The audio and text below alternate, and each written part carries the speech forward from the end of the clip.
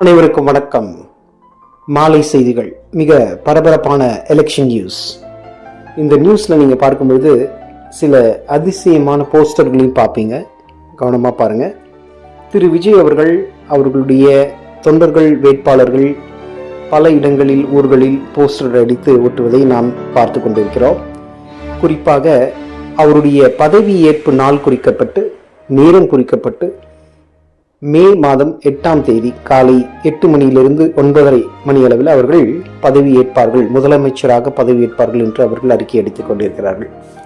மேலும் டிவிகே வாரியர்கள் அவருடைய தொண்டர்கள் வேட்பாளர்கள் தளபதி விஜய் 70,000 வாக்குகள் வித்தியாசத்தில் வெற்றி பெற்ற அந்த ஒரு போஸ்டர் பெரம்பூர் பகுதியிலையும் நிறைய பார்க்க முடிகிறது.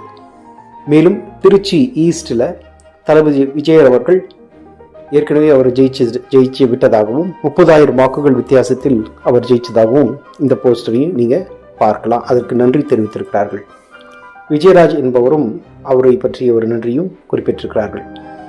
இதுல ரொம்ப ஆச்சரியமான விஷயம் என்னன்னு பார்த்தீங்கன்னா, அமைச்சரவை பட்டியலையும் அவர்கள் வெளியிட்டுக் கொண்டிருக்கிறார்கள். துறை மற்றும் மகளிர் நலன் விஜய், செங்கோட்டையன் பொதுப்பணித்துறை, ஆதவ் அர்ஜுனா செய்தி விளம்பரம் மற்றும் ஆனந்த் போக்குவரத்து துறை, வெங்கட்ரமணன் நீதித்துறை, அருண்ராஜ் உணவுத்துறை, மரியவல்சன் உயர்கல்வித்துறை, திருப்பரங்குன்றம் நரேஷ், இது மாதிரி பால்வளத்துறை, அப்புறம் விஜய் நிரஞ்சன், இப்படி எல்லாருமே விளையாட்டுத்துறை அவினாசி கமலி மற்றும் ராசிபுரம் லோகேஷ், அறநிலைத்துறை சீர்காழி கோபிநாத், மரியவல்சன் உயர்கல்வித்துறை, நிர்மல்குமார் பிற்பட்டோர் நலத்துறை, காரைக்குடி பிரபு பால்வளத்துறை என்று பல பெயர்களையும் பட்டியலிட்டு அவர்கள் பிரசுரமை செய்து கொண்டிருக்கிறார்கள்.